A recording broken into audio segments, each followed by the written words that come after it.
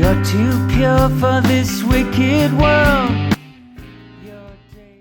Sampson loves his people, and that was just perfect for him.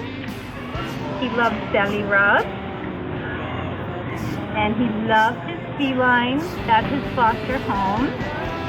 Sampson is great on a car ride. Actually, as long as Sampson can be with his humans, that's all Sampson wants. Perfect home for Sampson would be someone that maybe is retired, or someone that works from home, or someone that doesn't work, or even someone that can take their dog to work.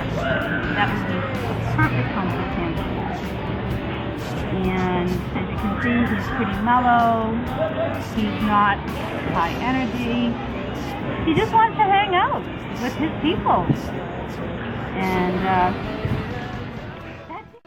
Comes inside you, gets behind you, takes you under its wing. Is it time?